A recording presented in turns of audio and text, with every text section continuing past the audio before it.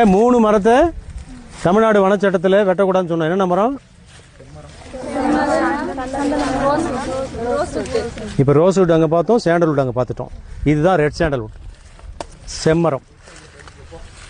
சரியா? பேசக்கூடாது. இப்போ இந்த மரத்தை வந்து அதிகமாக நீங்கள் பத்திரிகை செய்தியில் படிக்கலாம்.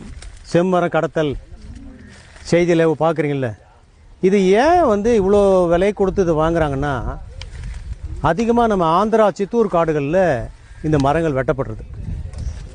அப்போ எதுக்கு போகுதுன்னா, இப்போ இதில் என்னென்ன பண்ணுறாங்க, இசைக்கருவி பண்ணுறாங்க, கைவினை பொருட்கள் பண்ணுறாங்க, அதுக்கப்புறம் வந்து நிறைய பொம்மைங்க பண்ணுறாங்க, இருவாச்சி இது நம்ம மரப்பாச்சி பொம்மை பண்ணுறாங்க. இதை தாண்டி காஸ்மெட்டிக்கு முகச்சாயம் பூசுறது, வாசனை பவுடர் பண்ணுறாங்க. ஆனால் இதை தாண்டி இன்னொரு முக்கியமான பொருள் என்னென்னா, ஜப்பான், ஆஸ்திரேலியா போன்ற நாடுகளில் அடிக்கடி நமக்கு நில அதிர்வு ஏற்பட்டு அந்த அட்டாமிக்கில் வந்து பாதிப்பு வருது. அணுக்க உலையில் பாதிப்பு ஏற்பட்டு அந்த கதிர்வீச்சு வந்து நம்ம என்ன படித்தோம், சாப்பிட்ற காய்கறிலாம் கூட கதிர்வீச்சு வந்துருச்சு அப்படின்னு படித்தோம் இல்லையா? அது கட்டுப்படுத்தக்கூடிய ஆற்றல் இந்த மரத்துக்கு இருக்குது. ரேடியேஷன் அணு கதிர்வீச்சை கட்டுப்படுத்தக்கூடிய ரேடியேஷன் கட்டுப்படுத்தக்கூடியது செம்மரம். அப்போ அவங்க என்ன பண்ணுறாங்கன்னா, இந்த மரங்களை அதிக விலை கொடுத்து வாங்கி வெளிநாட்டுக்கு ஏற்றி விடுறாங்க. வசதி படைத்தவங்க என்ன பண்ணுறாங்க, உங்களை மாதிரி பெண் பிள்ளைங்களுக்கு இப்போ நம்ம என்ன பண்ணுறோம், இப்போ இந்த பிள்ளை கொடுக்கணுன்னா 100 சவரம் போடணும். போடுறோமா இல்லையா? ஜாமான் செட்டு கொடுக்குறோமா இல்லையா?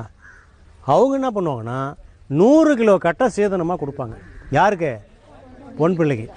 அது கொடுத்தாங்கன்னா அவங்க எடுத்து போய் அந்த வீட்டில் இந்த மரத்தினுடைய இன்றைக்கி இருக்கிற டெக்னாலஜியை வச்சு வாலில் டிசைன் பண்ணுறாங்க. வால் டிசைன் பண்ணி அந்த உள்ள ரேடியேஷனுக்கு அணுக்கதிர்வீச்சு வராமல் இருக்கிறதுக்கு இந்த மரத்தை பயன்படுத்துகிறாங்க.